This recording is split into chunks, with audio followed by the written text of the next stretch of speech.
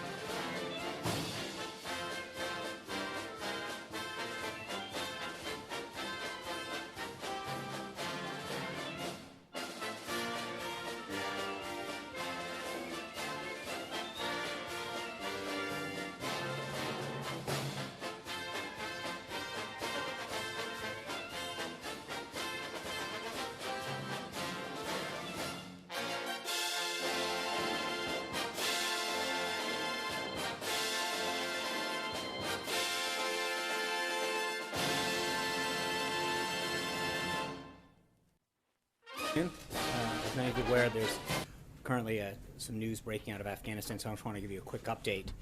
At around 7 p.m. local time in Afghanistan last night, the United States military used a GBU-43 weapon in Afghanistan. The GBU-43 is a large, powerful, and accurately delivered weapon. We targeted a system of tunnels and caves that ISIS fighters used to move around freely, making it easier for them to target U.S. military advisors and Afghan forces in the area. The United States takes the fight against ISIS very seriously, and in order to defeat the group, we must deny them operational space, which we did.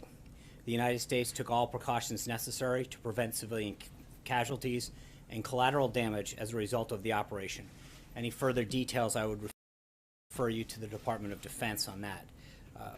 Moving on, as you may know from the schedule, the President has a 2 o'clock event, so I'm going to try to keep this rather tight so the pool has an opportunity to get in and set up appropriately. Earlier today, the President signed H.J. Res. 43, bringing the total number of Congressional Review Act legislation pieces that he's signed now to 13.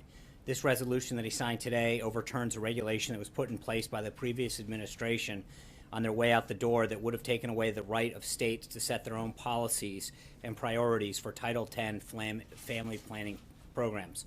Our federal system was set up to allow states to address the unique needs of their own populations when possible, especially when it comes to programs as important and sensitive as family planning. With the bill signing, the President has restored respect to states' rights on this particular issue. As I mentioned at the top, there's an event at 2 o'clock where the President will be meeting with the brave first responders who were involved in the I-85 bridge collapse and thank them that occurred in Atlanta, to thank them for their work and dedication in addressing this horrible situation. The bridge collapsed during rush hour on March 30th, but due to the heroic efforts of Atlanta's first responders, some of whom will be here today, no lives were lost. The President's proud to host these brave individuals and honor their commitment to protecting their community. Later this afternoon, the President will head to Florida for the Easter holiday. He will be departing Joint Base Andrews via motorcade as the preparations for the Easter egg roll are well underway on the South Lawn, preventing a Marine One departure. And while we're on the topic, I know it was brought up the other day, so just to give you a quick note on what to expect this coming Monday, we expect more than 21,000 people to attend the Easter egg roll. The allocations of tickets have been given to schools, children's hospitals, and military and law enforcement families. Commemorative eggs will be handed out to the children who attend. Nearly 18,000 eggs were ordered, which is in line with past years. The event will start at 7:30 with different groups of guests arriving every 2 hours to ensure that all the children have an opportunity to participate in more than a dozen activities that will be available. Further logistics and guidance will be provided over the weekend. Also today, the Treasury Department's Office of Foreign Asset Control, OFAC, designated one entity and one individual connected to human rights abuses against Iranian political prisoners in Iran's prisons. The individual who is designated for his role in abuses in Iran's prison is the brother of Qasem Soleimani, the commander of Iran's IRGC Quds Force, who was himself previously designated under terrorism, counterproliferation, and human rights authorities. The sanctions against human rights abusers in Iran's prisons come at a time when Iran continues to unjustly detain in its prison various foreigners, including U.S. citizens Si Amuk Namazi and Bakar Numazi. We join recent calls by international organizations and UN human rights experts for the immediate release of all U.S. citizens unjustly detained or missing in Iran so that they can return to their families. OFAC also designated 2 ISIS financial facilitators as an ISIS supporter in North Africa, continuing our ongoing effort to disrupt key leadership nodes for the group. Moving on, over the past few days, the President and members of the Cabinet have held many meetings and discussions with their international counterparts about the significant foreign policy challenges facing our world.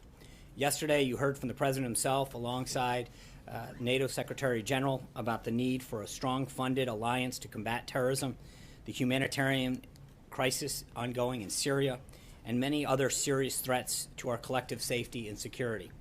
Also yesterday, Ambassador Nikki Haley, along with her counterparts from 9 other nations, voted in favor of a draft resolution to denounce the heinous chemical attack carried out by the Assad regime last week.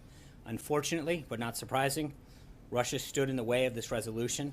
However, I'd like to point out that the abstention of China on the heels of President Xi's recent successful visit in Kazakhstan, a longtime Russian ally and former member of the Soviet Union. Both of these abstentions are notable and signify that the United States is persuading the world that the use of weapons of mass destruction cannot go unanswered. Secretary Tillerson, as you know, was in Russia yesterday to meet with his counterpart and ensure that they are made fully aware of the United States' positions in both areas of practical cooperation, such as defeating ISIS, and areas where Russia does not share our interests and values. As you know, the Vice President will be departing for his 10-day trip to South Korea, Japan, Indonesia, and Australia on Saturday morning. His office will be providing more information later today. Finally, I'm glad to announce that the President will host the Prime Minister of Italy for an official working visit to the White House next Thursday, April 20th. The leaders will discuss the upcoming G7, which will be hosted in Italy and Sicily, and a range of issues of mutual concern. With that, I'm glad to take some of your questions. Sean, where is the administration on cost-sharing subsidies for insurance companies? That is an area that is being internally discussed at this time. So undecided? It's not undecided. There is an ongoing discussion on that matter. Matt. Thanks, John. The last few days have seen a number of policy shifts by the president on China as a currency manipulator, the XM Bank, the order of doing healthcare and taxes. There's more, but I won't belabor the point. What should the American people make of these shifts, and are there any policy areas that are non-negotiable? Well, I think, respectfully, I think you can look at what you're referring to as a shift in a lot of ways, and by that I mean I saw a couple instances with respect to NATO being one of those shifts yesterday, and if you look at what's happened, it's those entities or individuals in some cases or issues evolving towards the president's position. And NATO in particular, he talked about the need of countries to pay their fair share, to live up to their commitments of 2% of GDP. He talked about the need for NATO to focus more on terrorism. NATO has done just that. And it is something that he pointed out in the first debate in September of last year. He talked about the fact that NATO is moving towards what he has been calling for. And I think in some cases, the issues evolve, that it's not just a clear and fast statement that that the entity itself is moving towards his, or the issue is evolving towards the position that he articulated, and that can't be proven more true in the case of NATO, where he laid out two very clear positions that he had an issue with NATO, and as far back as September of last year, started to recognize that institution was moving much more towards his position. Secretary General noted that as well yesterday. Just a quick follow-up, if I may. The XM Bank is another one. That's an institution that hasn't changed at all. So I'm wondering, on some of these other policy shifts where you haven't seen the type of change you're talking about with NATO, what should we make of those kinds of shifts? And again, are there any policy areas that are non-negotiable, that are off limits? Well, there's always going to be. I think that there's going to be areas where I think, again, it depends on the outcome. In the case of NATO in particular, as I pointed out, it's the most illustrative. I think you look at the president's position, where he wanted to see NATO in particular evolve to, and it's moving exactly in the direction that he said it was in terms of its goals of increasing the amount of participation from other member countries, and two, is having a greater focus on terrorism, something that was reinforced by the Secretary General himself when he was here. I think when you look at these issues and you recognize the direction in which they're moving in a direction that the president stated very clearly. John. Thank you, Sean. On the GBU-43 bomb, Yeah. the first time it's ever been used, why did you choose this particular location? And would you say that this bomb won't be used again in another flashpoint around the world, like Syria, like North Korea, for instance? Yeah, as I noted at the beginning, John, I would refer you to the Department of Defense on the specifics. On a separate matter, you mentioned what you see as a win at the UN Security Council. Right. I'm curious as to why you believe this is a win. After all, this particular resolution did not pass. Right. You look at what's happened at the UN Security Council in the past, for instance, the Security Council resolution, which gave the green light for the Persian Gulf War, you actually had all 5 permanent members of the UN Security Council voting yes. So why are you saying this is a win when not all 5 permanent members of the Security Council actually voted yes. You had one, Russia, blocking it. Well, I think it's very significant, China's abstention in particular. I think Kazakhstan's another one in terms of that one, in terms of its proximate location and history with Russia. You see a breakaway of Russia aligning itself with a position that is not only shared with the U.S. but the rest of the world. So that would be a natural position that they might have taken in the past. But secondly, I think China's abstention is a significant win for the president. He went down and had discussions with President Xi.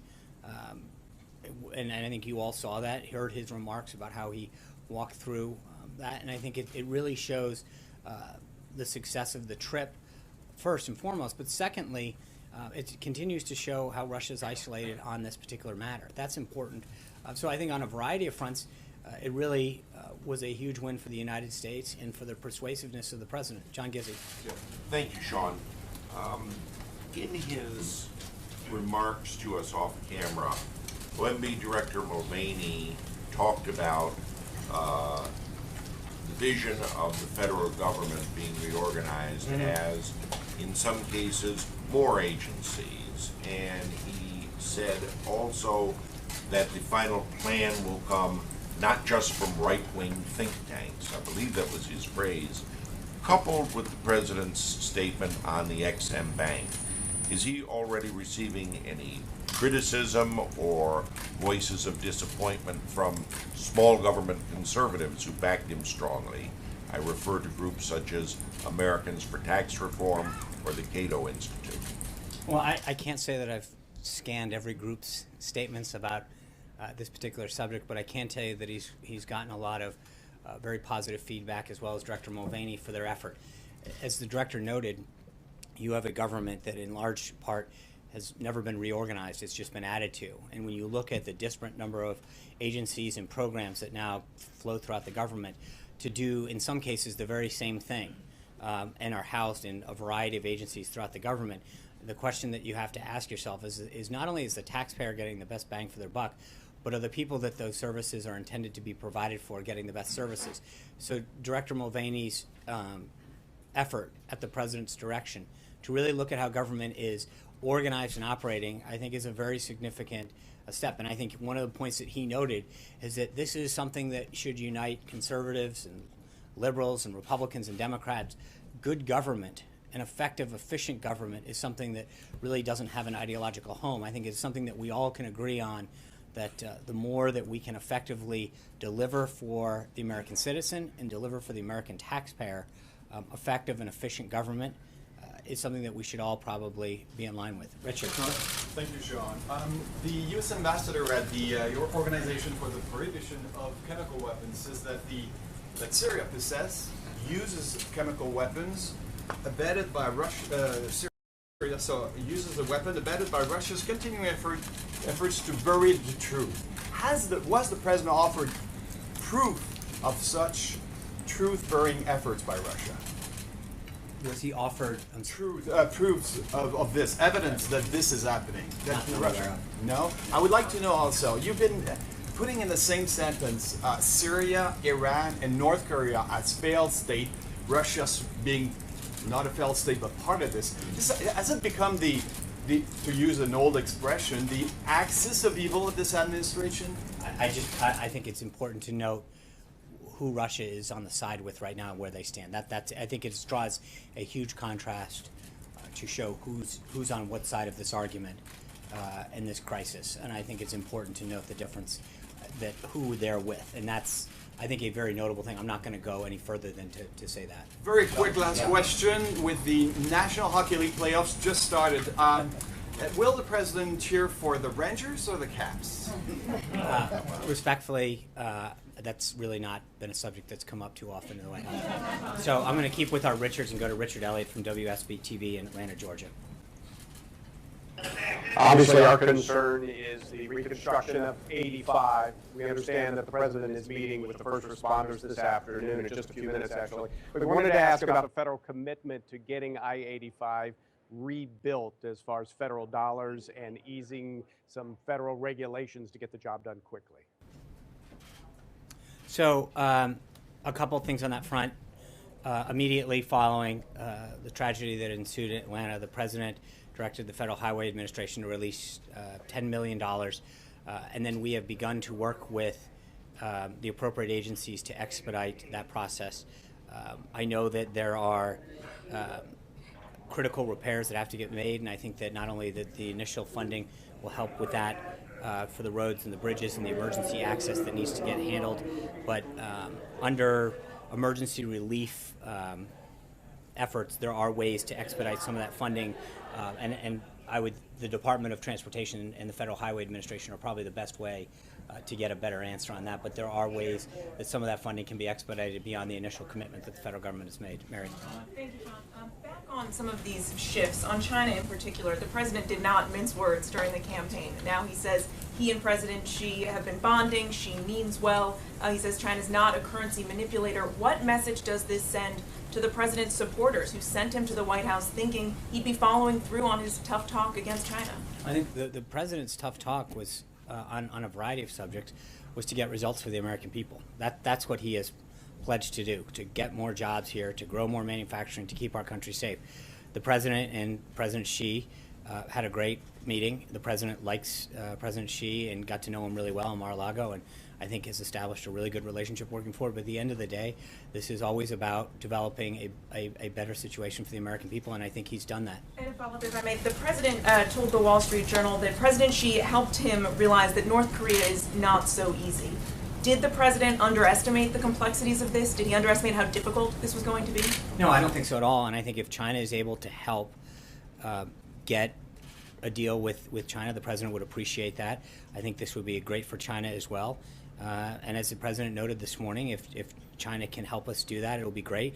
And if not, we'll go and handle that ourselves with our allies. Steve. On currency manipulation, why specifically did he decide to abandon this? And what other tools does he have in his toolbox to try to modify China's trade balance? I think that's a very, very complex issue, and I think the president, I'm going to leave it to the president to specifically answer that. Vivian. But he hasn't given up on trying to modify no, China's he is. trade balance. It's not. I think the president is going to continue to make significant progress when it comes to that issue and to how our relationship is with China. He showed already what a great relationship he has with President Xi, and the results are already starting to pour in. And I think that is an issue in particular that the president is best to address. Vivian. 2 questions, Sean. You were very forthcoming about the TikTok leading up to the missile launches in Syria. So can you give us any background on the Moab in Afghanistan? Was there a situation room scenario? Was this several days in the making? And my second question is, the president has been very critical of the intelligence community leading up to his inauguration. He's obviously been working very closely with the intel community on these, at least on these situations in Syria and Afghanistan. Has his opinion changed toward the IC? In the first question, again, I think General Nicholson at United States Forces Afghanistan is best to address the TikTok on the situation over there. But as far as the president's consultation, I understand. I think that the U.S. Forces Afghanistan, as well as the Department of Defense, are best to walk through the military operations that are ongoing there. I think with respect to the intelligence community and the national security team, as you know, the president has put together a world-class cabinet of top-notch national security experts, from General Mattis, General Kelly, General McMaster, and others that continue to provide him the best advice to make the best decisions for this country. And it's that, he continues to rely on them, and Director Pompeo, Director Coates at the DNI, they continue to give him sage advice about how to best position the United States. Zeke. Thanks, John. Following up on that question, did the president specifically authorize the use of this piece of ordinance? Again, I'm not going to get into the details right now. I'm not, as I mentioned, I'll let the Department of Defense handle the lead on this one. And follow up on Mr. Guzman's question earlier regarding the Exim Bank. You didn't answer specifically what has changed about the Exim Bank that has led the president to reevaluate his previous. Let me get back to you on the Exim Bank specifically. I think it's a very complex issue, and I would like to get back. Anita. 2 questions about the budget. Are you all prepared to hold things up? We've got a couple weeks left here.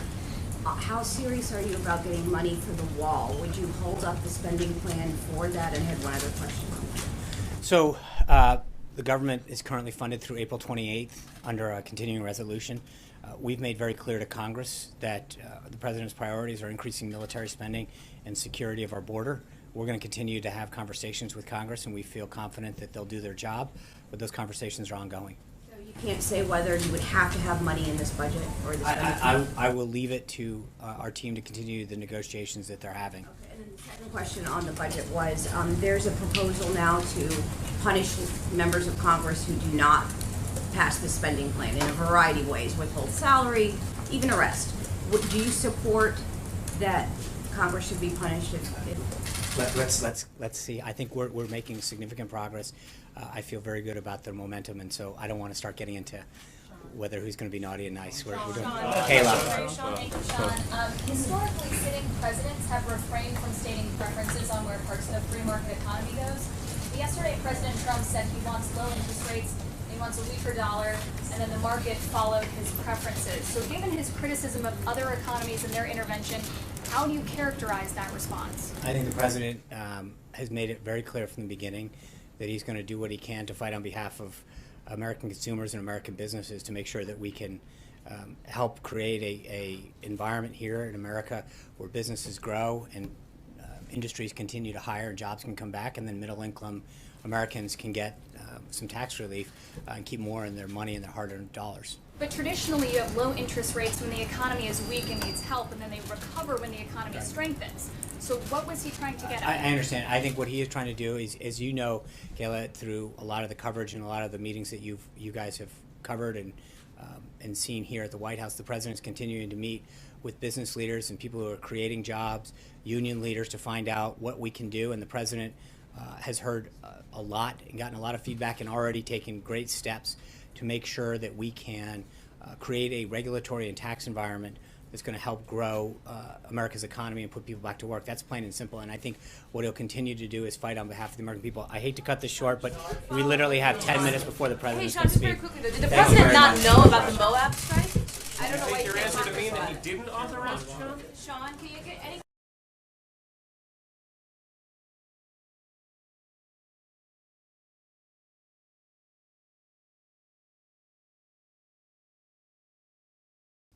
All right, folks, so that was it. Sean Spicer, he cut it really short. There's going to be another stream in just a few minutes. So stay tuned. If you are new to our community, hit that subscribe button. Also, click the notification bell right next to it so you can get a heads up when we go live. We hope to see you guys here in just a few minutes. Again, there's another event coming up. President Trump. So stay here with us at Golden State Times. Also, we might have footage of the bomb that got dropped in Afghanistan on ISIS. I think I got a hold of some footage, and I'll be either uploading it by itself or on a news video that we'll be uploading later on today. So stay tuned if you guys want to check it out. But yeah, thank you very much. Don't forget to thumbs up this stream. And also, like I said, join the community if you are new. Check out our videos that we uploaded yesterday. And stay tuned for more news, streams, and info here at Golden State Times. Follow us on social media and check out our website, goldenstatetimes.com. If you guys want to hop out the channel, go to goldenstatetimes.com/contact. All the information is on there. Thank you very much, folks. See you guys in just a few minutes.